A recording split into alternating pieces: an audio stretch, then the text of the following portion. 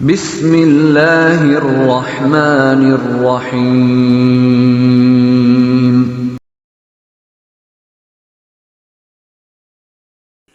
السلام علیکم ورحمۃ اللہ وبرکاتہ۔ الحمد للہ رب العالمین والصلاة والسلام علی خیر خلقہ محمد وآلہ وصحبہ اجمعین، اما بعد۔ عن انس بن مالک رضی اللہ تعالی عنہ قال قال رسول اللہ صلی اللہ علیہ وسلم تسحروا فإن في السحور برکہ، متفق علیہ۔ ناظرین کرام، برادران اسلام، آج کے درس کا موضوع ہے سحری کی فضیلت اور اس کے احکام و آداب۔ روزہ رکھنے کے لیے رات کے پچھلے پہر طلوع فجر سے کچھ پہلے سحری کھانا مسنون ہے۔ اللہ کے نبی صلی اللہ علیہ وسلم نے باقاعدہ اس کا حکم دیا ہے، جیسا کہ حضرت انس بن مالک رضی اللہ تعالی عنہ سے مروی بخاری و مسلم کی روایت میں ہے کہ اللہ کے نبی صلی اللہ علیہ وسلم نے فرمایا تسحروا فإن فی السحور برکہ، سحری کھاؤ اس لیے کہ سحری میں برکت ہے۔ حضرت عرباض ابن ساریہ رضی اللہ تعالی عنہ فرماتے ہیں کہ اللہ کے رسول صلی اللہ علیہ وسلم نے مجھے سحری کھانے کے لیے بلایا تو آپ نے فرمایا ہلم الی الغداء المبارک، یعنی آؤ مبارک کھانا کھاؤ۔ اللہ کے نبی صلی اللہ علیہ وسلم نے اپنے اس فرمان میں سحری کو مبارک کھانا قرار دیا ہے۔ اس لیے ہر روزہ دار کو چاہیے کہ نبی کریم صلی اللہ علیہ وسلم کی ہدایت کے مطابق، آپ کے حکم کے مطابق سحری کا اہتمام کرے، اس لیے کہ اس میں دنیاوی و اخروی خیر و برکت ہے۔ اس کے ذریعے بندہ کو اللہ کی عبادت میں قوت حاصل ہوگی، دن میں اسے بھوک پیاس کی شدت لاحق نہ ہوگی اور وہ بآسانی پورے نشاط کے ساتھ نماز، تلاوت قرآن مجید اور دوسرے اعمال صالحہ انجام دے سکے گا۔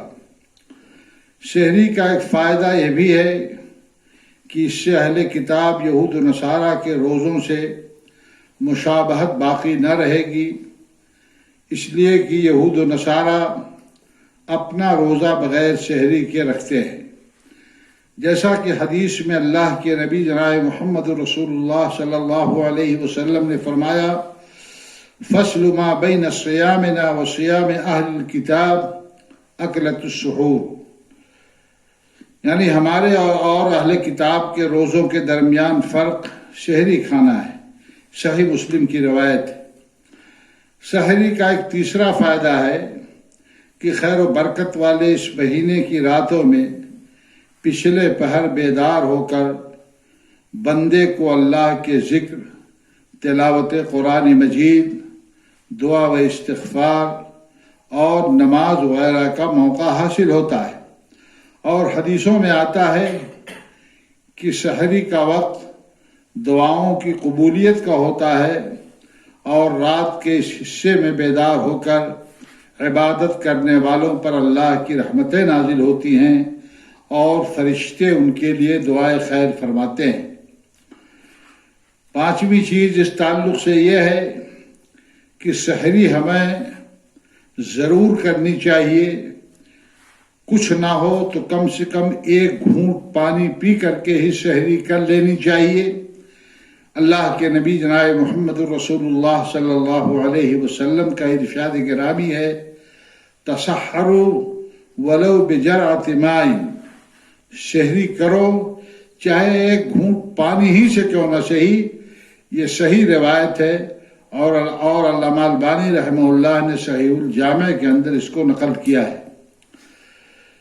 انسان کو جو بھی میسر ہو سحری میں کھا پی سکتا ہے، مگر ہلکی اور مقوی غذا کا استعمال بہتر ہے، جیسا کہ حضرت ابو ہریرہ رضی اللہ تعالی عنہ سے مروی ہے کہ اللہ کے رسول صلی اللہ علیہ وسلم نے فرمایا، نعم سحور المؤمن التمر، یعنی مومن کی بہترین سحری کھجور ہے۔ یہ صحیح درجے کی روایت ہے۔ امام ابو داؤد نے اپنی سنن کے اندر اور امام بیہقی نے اپنی سنن کے اندر اس روایت کو ذکر کیا ہے۔ واضح رہے کہ کھجور کے اندر اگر ایک جانب زبردست غذائیت پائی جاتی ہے تو دوسری طرف وہ معدہ کے لیے سہل الہضم بھی ہوتا ہے۔ مسنون یہ ہے کہ سحری تاخیر سے کھائی جائے، جیسا کہ حضرت زید بن ثابت رضی اللہ تعالی عنہ سے مروی ہے کہ ہم نے نبی کریم صلی اللہ علیہ وسلم کے ساتھ سحری کھائی، پھر آپ نماز کے لیے کھڑے ہوئے۔ راوی فرماتے ہیں کہ میں نے سوال کیا کہ فجر کی اذان اور سحری میں کتنا فاصلہ تھا، تو حضرت زید بن ثابت رضی اللہ تعالی عنہ نے فرمایا کہ 50 آیتوں کی تلاوت کے مقدار بھر۔ یہ بخاری اور مسلم کی روایت ہے۔ اس سے معلوم یہ ہوا کہ آدمی کو فجر سے کچھ پہلے سحری کھانی چاہیے، اور فجر سے پہلے ہی سحری کھانا مسنون ہے۔ بہتر ہے کہ اذان فجر سے 10-5 منٹ پہلے ہی سحری سے فراغت حاصل کر لی جائے، لیکن اگر کوئی دیر سے بیدار ہو اور سحری کھانے کے دوران ہی فجر کی اذان ہو جائے تو اس سے روزے میں کوئی نقص نہ آئے گا، بلکہ اس بات کی اجازت ہے کہ ضرورت کے مطابق ایسا آدمی جلدی سے کچھ کھا پی لے، جیسا کہ حضرت ابو ہریرہ رضی اللہ تعالی عنہ کی روایت میں ہے کہ اللہ کے رسول صلی اللہ علیہ وسلم نے فرمایا کہ اذا سمع احدکم النداء والاناء على يده فلا يضعه حتى يقضي حاجته۔ اللہ کے نبی صلی اللہ علیہ وسلم نے فرمایا کہ جب تم میں سے کوئی آدمی اذان فجر سن لے اور اس کے ہاتھ میں کھانے کا برتن ہو تو وہ برتن اس وقت تک نہ رکھے جب تک وہ اس سے اپنی ضرورت پوری نہ کر لے۔ یہ ابو داؤد کی صحیح سند کے ساتھ روایت ہے، اور اس حدیث کے کچھ شواہد بھی ہیں۔ اللہ کے نبی جناب محمد رسول اللہ صلی اللہ علیہ وسلم کے اس ارشاد گرامی سے پتہ چلتا ہے کہ اذان ہوتے ہوتے ضرورت کے مطابق آدمی کو کھانے پینے کی گنجائش ہے، مگر یہ رخصت اور اجازت اتفاق سے کوئی آدمی سو جائے، دیر میں بیدار ہو، اذان ہوتے ہوتے یا اذان سے چند منٹ پہلے بیدار ہو، اس کے لیے ہے، یا ایسے شخص کے لیے ہے جو کسی مجبوری کی وجہ سے فجر سے پہلے سحری نہیں کھا سکا۔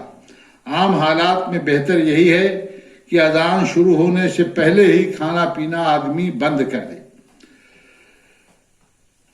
چوتھی چیز یہ ہے کہ سحری کے وقت بندہ کو کثرت سے دعا و استغفار کرنا چاہیے۔ اس وقت استغفار کرنے والوں کی اللہ تعالیٰ نے قرآن مجید میں تعریف فرمائی ہے۔ اللہ نے فرمایا وَبِالْأَسْحَارِ هُمْ يَسْتَغْفِرُونَ، کہ وہ لوگ وقت سحر استغفار کیا کرتے ہیں۔ اسی طرح حدیث میں وارد ہے کہ اس وقت اللہ تعالیٰ آسمان دنیا پر نزول فرماتا ہے، اس وقت دعائیں مقبول ہوتی ہیں۔ اللہ کے نبی جناب محمد رسول اللہ صلی اللہ علیہ وسلم نے فرمایا، صحیحین کی روایت ہے کہ ينزل ربنا تبارک و تعالی الى السماء الدنيا كل ليلة حين يبقى ثلث الليل فيقول من يدعوني فاستجيب له من يسألني فأعطيه من يستغفر لي فاغفر له حتى ينفجر الفجر۔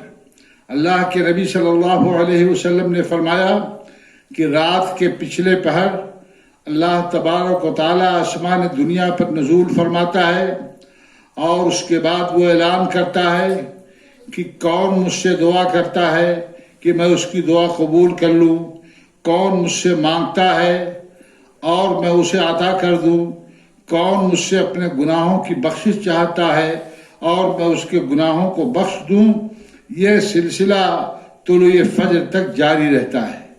اسی طریقے سے ایک اور حدیث میں ہے کہ اللہ کے نبی صلی اللہ علیہ وسلم نے فرمایا کہ ان من اللیل ساعۃ لا یوافقها عبد مسلم یسأل اللہ خیرا الا اعطاہ ایاہ، کہ رات میں ایک ایسی ساعت آتی ہے کہ کوئی مسلمان بندہ اس ساعت میں اللہ سے دنیا اور آخرت کی جو بھی بھلائی مانگتا ہے اللہ تعالیٰ اسے ضرور عطا فرماتا ہے، اور یہ ساعت ہر رات آتی ہے۔ یہ صحیح مسلم کی روایت ہے۔ صحیح مسلم کی ایک دوسری روایت کے الفاظ ہیں کہ ان فی کل لیلۃ ساعۃ مستجابہ، کہ ہر رات میں ایک ایسی ساعت آتی ہے جس میں اللہ رب العالمین بندوں کی دعائیں قبول کرتا ہے۔ اس لیے مسلمانوں کو سحری کے وقت خصوصیت کے ساتھ دعا و استغفار اور دنیا و آخرت کی بھلائیوں کا سوال اللہ رب العالمین سے ضرور کرنا چاہیے۔ اللہ تعالی ہمیں سحری کھانے کی اور توفیق عطا فرمائے، اور اللہ تعالی ہم سب کے روزوں کو قبول فرمائے، آمین۔ السلام علیکم ورحمۃ اللہ وبرکاتہ۔